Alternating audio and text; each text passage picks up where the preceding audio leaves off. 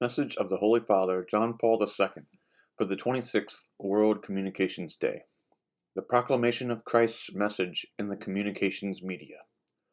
Dear brothers and sisters, for the 26th successive year, in response to a directive given by the Second Vatican Council, the Church celebrates a World Day dedicated to social communications.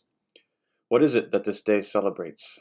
It is a way of acknowledging with gratitude a specific gift of God, a gift which has enormous significance for the period of human history in which we are living, the gift of all those technical means which facilitate, enhance, and enrich communications between human beings. On this day, we celebrate the blessings of speech, of hearing, and of sight, which enable us to emerge from our isolation and loneliness in order to exchange with those around us the thoughts and sentiments which arise in our hearts.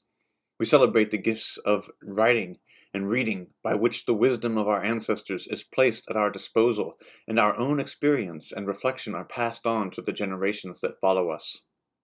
Then, as if these wonders were of small account, we recognize the value of marvels even more wonderful, the marvels of technology which God has destined human genius to discover.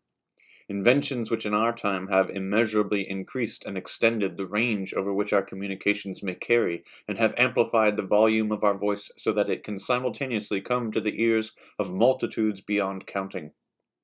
The communications media, and we will exclude none of them from our celebration, are the admission ticket of every man and woman to the modern marketplace where thoughts are given public utterance, where ideas are exchanged, news is passed around, and information of all kinds is transmitted and received. For all of this we praise our Heavenly Father, from whom comes every good endowment and every perfect gift. Our celebration, while essentially one of gladness and thanksgiving, is of necessity tempered with sadness and regret. By the very media we are celebrating, we receive constant reminders of the limitations of our human condition, of the presence of evil in individuals and in society, of the senseless violence and injustice human beings wreak upon one another under so many pretexts.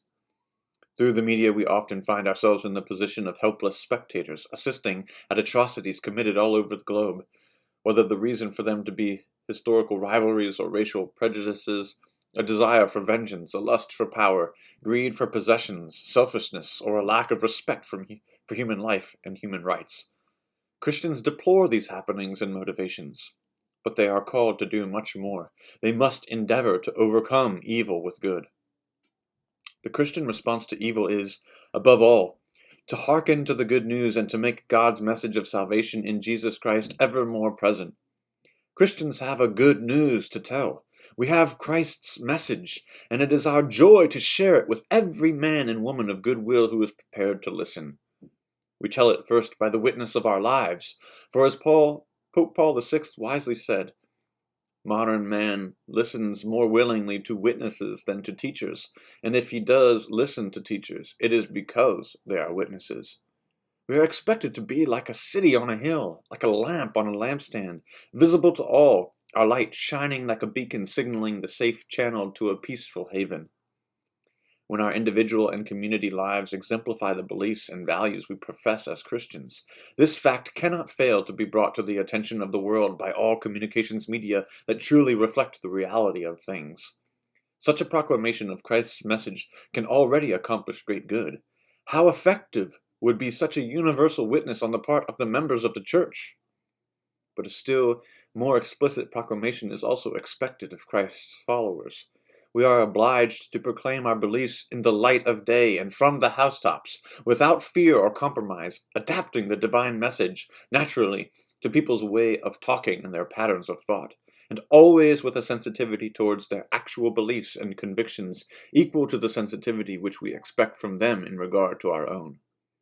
Our proclamation must invariably be made with that twofold respect which the Church insists on: respect for all human beings without exception in their quest for answers to the deepest questions of their lives, and respect for the action of the Spirit, already mysteriously present in every human heart. Christ, we remember, forced his teaching on no one. He presented it to all without exclusion, but left each one free to respond to his invitation. This is the pattern which we, his disciples, follow. We claim that all men and women have the right to hear the saving message which he left with us, and we claim for them the right to embrace it if it convinces them. Far from feeling any obligation to apologize for putting Christ's message at the disposal of all, we claim with full conviction that it is our right and obligation to do no less.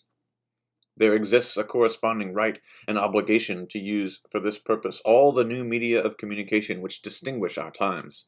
Indeed, the Church would feel herself guilty before God if she did not avail herself of those powerful instruments which human skill is constantly developing and perfecting.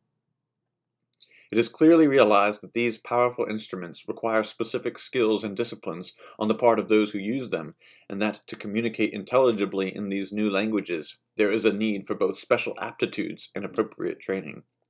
It is in this connection that on World Communications Day I recall the activities of Catholics individually and in a myriad of institutions and organizations in this field.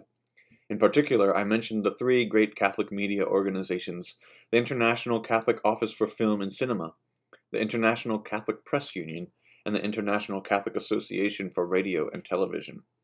It is to them in particular, and to the vast resources of professional knowledge, skill, and zeal among their extensive international membership, that the Church hopefully and confidently turns as she seeks to proclaim Christ's message in a form adapted to the instruments now at her disposal, and in a language intelligible to the worldwide, media-conditioned culture to which it must be addressed.